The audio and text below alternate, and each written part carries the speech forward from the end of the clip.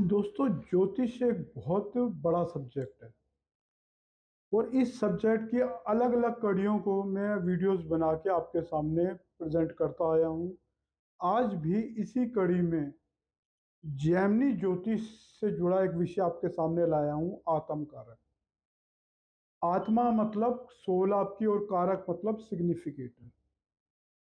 अब ये आत्मा का सिग्निफिकेटर से हम क्या क्या चीज़ों का पता लगाते हैं और कैसे पता लगाएंगे कि कौन सा प्लेनेट हमारा आत्मा का कारक है। दोस्तों, जेमिनी ने इसके लिए बहुत ही सीधी और सरल सी बात बताई है। जो भी प्लेनेट एक्सेप्ट राहु और केतु जो डिग्री में सबसे हाईएस्ट होगा वो आपका आत्म कारक बन जाएगा। अब आत्म कारक प्लेनेट का पता भी लगा लिया तो आत्म कारक से हमने देखना क्या है। दोस्तों, हमारा जन्म, इस जो जन्म हुआ है, इसका सोल का पर्पस क्या है, ये सिर्फ आपको आत्म कारक प्लेनेट बताता है। पास्ट लाइफ कर्मा क्या थे वो भी आत्म कारक प्लेनेट बताता है। हमारी कितनी स्पिरिचुअल ग्रोथ होनी है, कितना डीप रूटेड हमारे डिजायर्स हैं इस लाइफ में, किस भाव में आत्म कारक बैठा हुआ है, कौन कौन से राशि में बैठा है वो, और कौन से प्लेनेट की उस पर दृष्टि है, वो आपके पूरे के पूरी पर्सनैलिटी और पास्ट से लेके प्रेजेंट और फ्यूचर तक की लाइफ के बारे में एक फेयर इंडिकेशन देते हैं। मैं ज्ञान से जुड़ा हूं। मेरा आत्म कारक शनि है, टॉरस लगन है, 9th हाउस में स्वराशि का होके बैठा हुआ है। उस पे मरकरी की दृष्टि भी पड़ रही है। मरकरी पंचमेश बनता है टॉरस लगन में और मरकरी ज्ञान का कारक है। सो 9th हाउस किसका है? हाईएस्ट लर्निंग का है। नवांश में भी ये D9 चार्ट में 9th हाउस में ही बैठा हुआ है। नवांश में जिस हाउस में D9 में बैठा है वो, अगर उसको पलट के D1 से कनेक्ट करूं तो वो फिफ्थ हाउस बनता है एस्ट्रोलॉजी का। मेरा स्टॉक मार्केट और एस्ट्रोलॉजी से जुड़ा प्रोफेशन है, ये सब आपके सामने है। तो कितनी क्लियर कट पिक्चर एक प्लेनेट आत्म कारक ही आपके जीवन में आपको बताने में सक्षम होता है।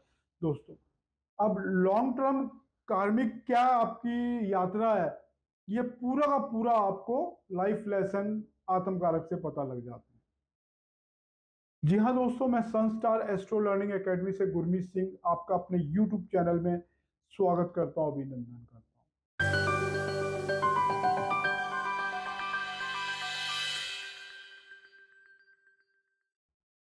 अभी आत्म कारक के बारे में छोटी सी जानकारी आपके सामने रखी। देखो, पराशरी एस्ट्रोलॉजी में तो सूर्य फिक्स्ड आत्म कारक है, मतलब सन जहां बैठेगा वहां से आपकी सोल की डिजायर्स को हमें जानना है। मतलब सन आपकी सोल है और जहां भी बैठेगी तो वहीं से कनेक्ट करेगी। लेकिन जैमिनी में बड़ी फ्लक्चुएशंस है। कोई भी सात के सात प्लेनेट, क्योंकि राहु केतु को हम आत्म कारक मानते नहीं है, तो वो सात प्लेनेट में कोई भी बन सकता है आत्म कारक। एक फेयर इंडिकेशन बन जाता है, उससे मिल जाता है हमको। जैसे अगर सूर्य हमारा आत्म कारक बना तो आपके अंदर लीडरशिप, नेम, फेम और सक्सेस का हंगर होगा। मून बना है तो आपका ट्रैवल, आप इमोशन, इंट्यूशन, इन सब से जुड़े, यानी माइंड गेम कहीं ना कहीं जीवन में चलने वाला है। मरकरी बनना है तो आप शिक्षा के तौर पे बतौर सीखने आए हैं इस जन्म में। अब इन प्लेनेट के ऊपर जो प्रभाव पड़ रहा है वो भी काउंट पड़ेगा। जुपिटर बना आपका आत्म कारक, आप विजडम आपके अंदर कूट कूट के भरी हुई है। देखो, अभी बहुत कुछ बाकी है, बताऊंगा इस, थोड़ा सा लंबा वीडियो है क्योंकि पहला वीडियो है।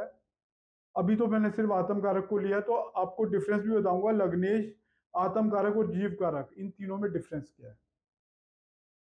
देखो, जहां लग्नेश हमारी फिजिकल बॉडी को बताता है, लग्नेश से हम फिजिकल बॉडी, आपकी पर्सनैलिटी, आपकी हेल्थ, इन सब का पता लगा लेते हैं। आपकी जीवन की यात्रा, आपका कैरियर, आपकी मटेरियलिस्टिक सोच, सब कुछ D1 चार्ट में लग्नेश से पता लगती है। लग्नेश हमारे फर्स्ट हाउस से एसेंडेंट के लॉर्ड को हम लग्नेश कहते हैं। आत्म कारक की परिभाषा मैंने बता दी। आपके लाइफ इवेंट्स को, पर्सनल ग्रोथ को और शॉर्ट टर्म लाइफ जर्नी को भी। शॉर्ट टर्म लाइफ जर्नी को क्यों बोलूंगा? क्योंकि लग्नेश की गोचर कहीं ना कहीं चल रहा होता है। कुछ नेटल योग होते हैं, कुछ गोचर चल रहा होता है, दशा मिला लो तो सब कुछ पता लग जाता है। अब तीसरी कंसेप्ट, आप आत्म कारकों को लग्नेश के बारे में एक और बात लेके आता हूं आपके सामने, वो है जीव कारक। जीव कारक सदैव जुपिटर रहते हैं। आत्म कारक बदल जाते हैं, लग्नेश भी फिक्स्ड है। जो फर्स्ट हाउस का लॉर्ड है वो लग्नेश है हमारा। जीव कारक जुपिटर ही फिक्स्ड है। तो जुपिटर ही हमारी, एक जुपिटर से ही हम अपना इंटेलेक्चुअल लेवल, अपनी एक्सपेंशन, अपनी लाइफ एनर्जी सब कुछ जान सकते हैं। आपके अंदर कितनी नॉलेज है।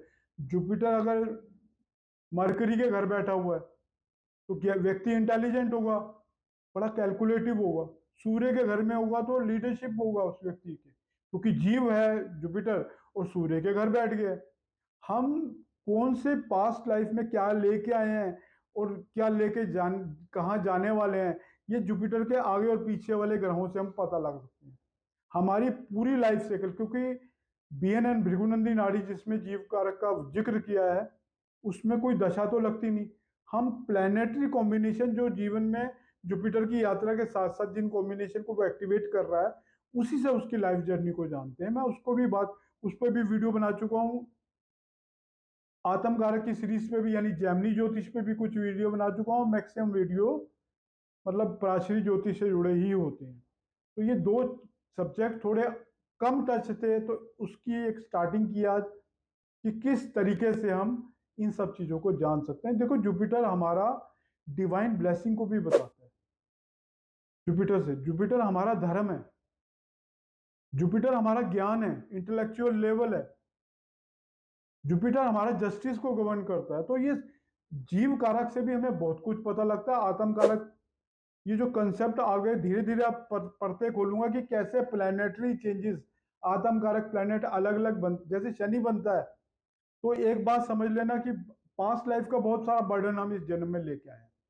हार्ड वर्क के बिना हमें कुछ हासिल नहीं। एक प्लैनेट जो आत्म कारक बना है उसी से हमें बहुत कुछ ज्ञान हो जाता है, और उस पर पड़ने वाला प्रभाव तो बहुत कुछ आपकी जीवन की बहुत सारी रहस्यमयी परतों को खोल देता है। तो दोस्तों ये पहला वीडियो था, इसलिए थोड़ी स्लो स्टार्टिंग कर रहा हूं ताकि आपकी समझ में आ जाए।